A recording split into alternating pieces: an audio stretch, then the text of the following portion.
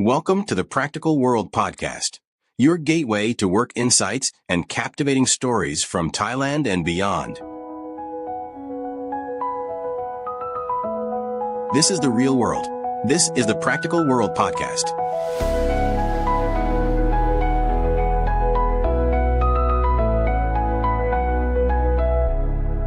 Welcome to the deep dive. Today, we're diving into the EQ edge. Emotional intelligence and your success. This is one you asked us to look at. That's right. You're keen to understand, what really drives success beyond just raw intellect and how you can maybe get an edge personally, professionally without getting bogged down in like super dense psychology. Exactly. And that's what this book really tries to tackle. So we're going to unpack that today. Absolutely. And the core argument really in the EQ edge is this. IQ, yeah, it might get you in the door. It opens opportunities. Okay.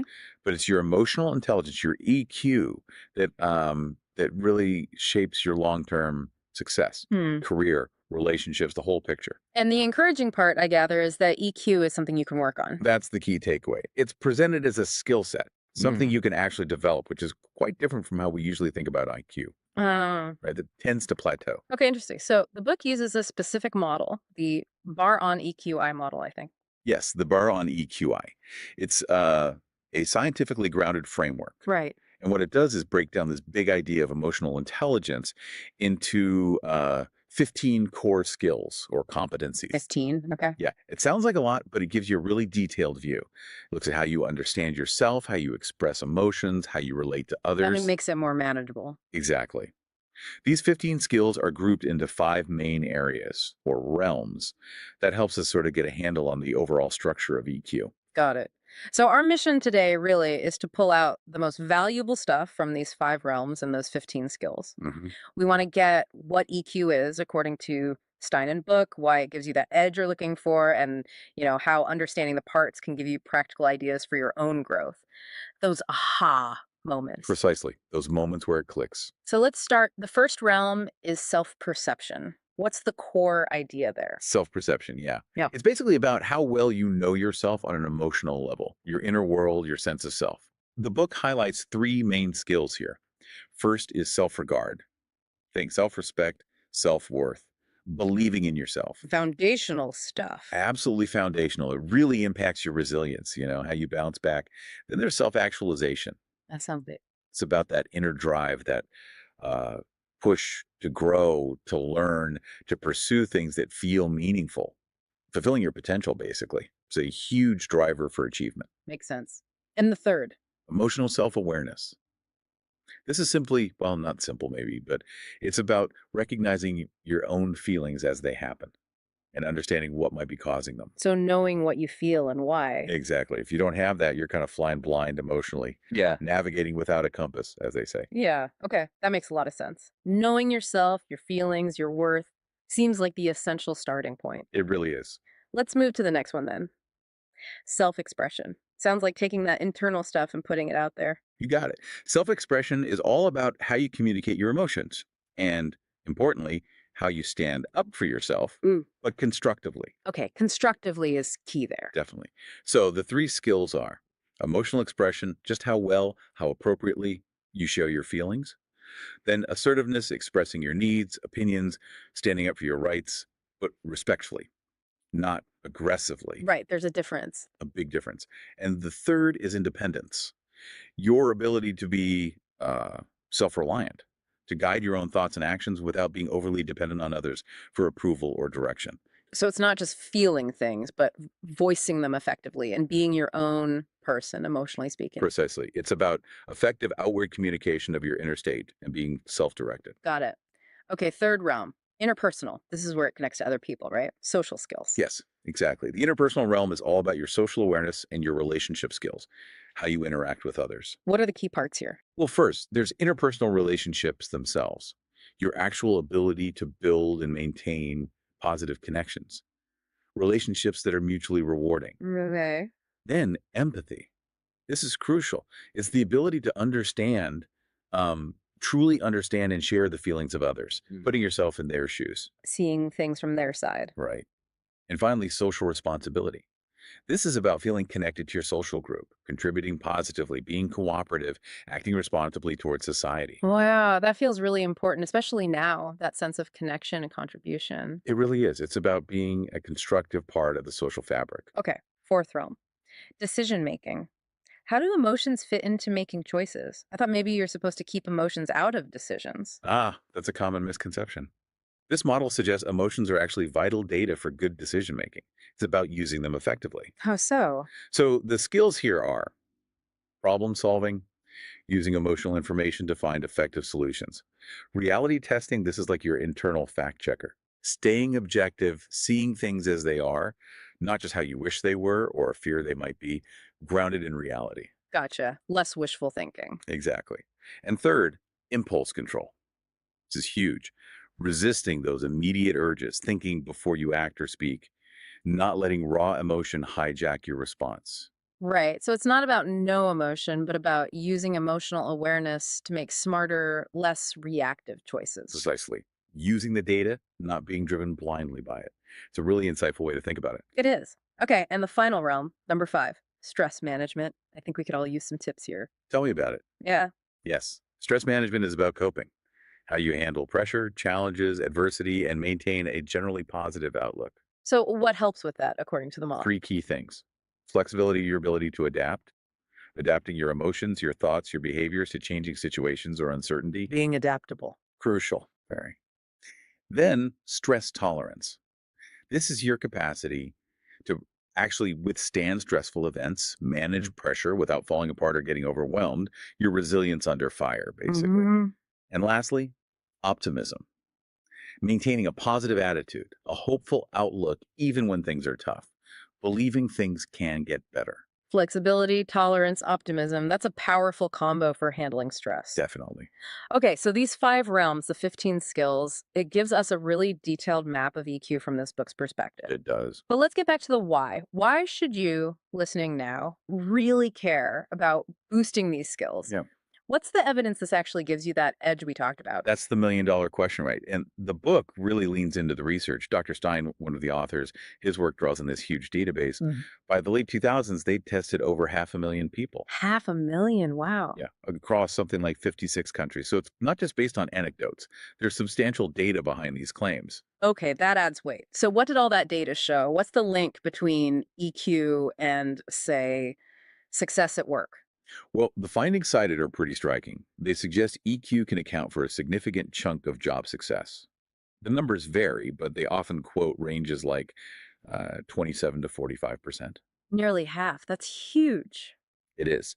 And maybe even more telling, they found that IQ, the traditional measure, actually showed a pretty low correlation with job performance in many of these studies. Really? That definitely challenges the old way of thinking. Focus only on grades and test scores. Exactly.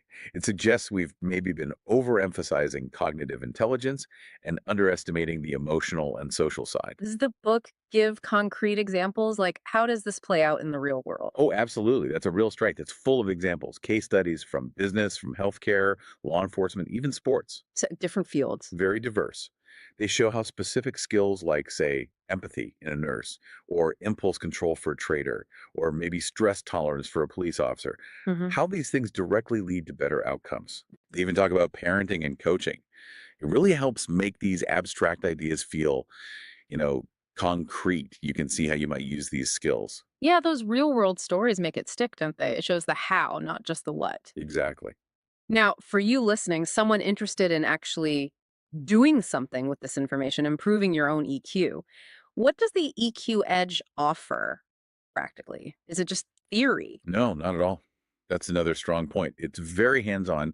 Almost every chapter doesn't just explain a skill. It gives you examples and actual exercises, things to think about, things to try. So it's geared towards development. Very much so. Right. It wants you to apply it. There are self-assessment questions, reflection prompts sprinkled throughout. Like little check ins? Yeah, sort of like built-in self-coaching moments that get you to think, okay, where am I on this? What's a strength? What's maybe an area to work on? Pushing you towards self-awareness and action.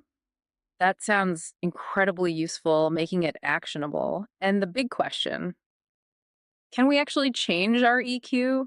Or are we just kind of stuck with what we've got? The book's message on this is really, really positive. and empowering, I think. Yeah. It strongly emphasizes that EQ is a set of skills, and like skills, they can be learned, practiced, and improved throughout life. So it's not fixed like IQ is often thought to be. Exactly. IQ tends to stabilize more in early adulthood, but EQ, the book argues, is much more malleable. You can consciously work on it, practice, get better, which Yeah. is great news if you're looking for personal growth, right? Absolutely. That's the hope, isn't it? That you can actually make changes. It gives you agency. Yeah. You have the power to enhance your EQ and, well, get that edge. That's a really powerful message. Okay, so like any book, any framework, the EQ edge probably has its high points and maybe some things that critics point out. Mm. What's a fair, balanced look at its strengths and weaknesses? Sure. Let's start with the strengths. Yeah. That's comprehensive, right? That 15 skill framework within 5 realms gives a really thorough picture. Detailed. It's research based, drawing on that massive data set we mentioned, which gives it credibility. It's practical, full of tools, examples, exercises, generally accessible writing style too. It breaks down complex stuff pretty well. And it applies broadly. Yeah, personal life, professional life, Yeah. that's a big plus. It really offers a kind of full spectrum view of EQ that's both deep and uh, reasonably digestible. Okay, sounds pretty positive. What about the other side? Any common criticisms or potential downsides? Well, a few things sometimes come up. Because it tackles 15 distinct skills, chapter by chapter, some people find it can feel a little repetitive. The structure, you mean?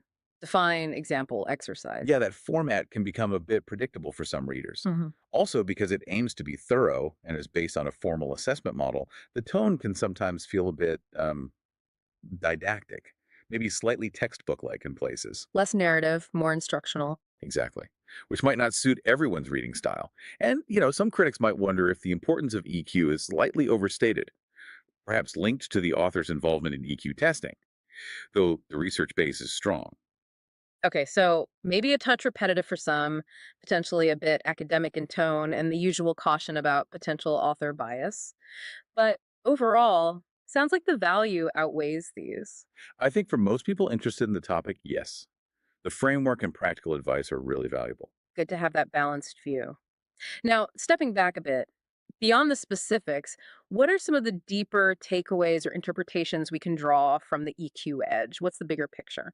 Well, one underlying theme is this idea of EQ as the competitive edge. In a world where, let's face it, lots of people are smart, lots have technical skills, Right, competence is high. EQ becomes the differentiator. The thing that sets you apart, helps you navigate challenges, lead effectively, build strong teams. It's almost framed as a kind of secret weapon. It also kind of connects EQ to something more familiar, maybe, like street smarts or common sense. That practical intelligence, knowing how to handle situations, read people. The book suggests this kind of savvy has always been valued, even if we didn't call it EQ. Yeah, that resonates. We all know people who just seem to get people in situations, regardless of academic background. Exactly. And you can also see the book as part of that bigger historical shift, moving beyond just IQ is the definition of smart, recognizing these other crucial intelligences. Broadening the definition of intelligence itself. Right. And ultimately, I think the deepest message is that optimistic one we touched on. These crucial emotional skills, they can be learned, you can improve. It really aligns with the growth mindset. It's not just about fixing deficits, but about continuous growth and development. Precisely. It offers a pathway for that. Those are really helpful perspectives, adds layers to just the list of skills. So, as we start to wrap up our look at the EQ Edge, what's your sort of final reflection on the book and why it might matter for you listening right now? Look, I think the relevance of emotional intelligence just keeps growing, doesn't it? In our world, with technology changing things so fast, the uniquely human skills, understanding emotions, connecting, collaborating, navigating complex social stuff, they become even more valuable. The things machines can't easily replicate. Exactly. And this book gives you a solid framework for understanding those skills. And crucially, it gives you practical ways to think about developing them in your own life. It's a good reminder that growth isn't just intellectual, it's deeply emotional too. Yeah, I can really see how just reading through those 15 skills could spark some serious self reflection. Where am I strong? Where can I maybe focus a bit more? Definitely. It prompts that kind of useful internal dialogue. Okay, so let's summarize the key takeaways for you, our listener. What are the absolute must remember points from this deep dive? I'd say the core idea is that EQ, as the EQ Edge lays it out, is this broad range of learnable skills across knowing yourself, expressing yourself, relating to others, making decisions, handling stress. The 5 realms. Right. And developing these areas, backed by research, can genuinely give you an advantage, that edge in so many parts of your life, work, home, everywhere. And the book gives you tools to start that process. And maybe a final thought for you to chew on. Thinking about those 15 competencies we discussed, maybe just pick 1 or 2. Which ones really resonate with you right now? Where are your biggest challenges, your biggest aspirations? Focusing intentionally on just those specific areas might be a really powerful first step in cultivating your own EQ. That's a great point. And if you do want to go deeper, we mentioned a few other resources earlier.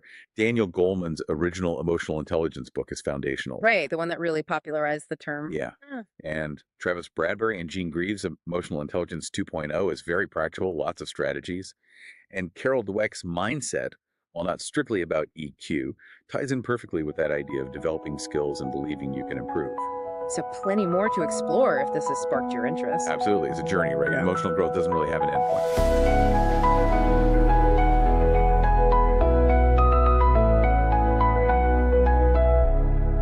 Thank you for joining. This is the Practical World Podcast.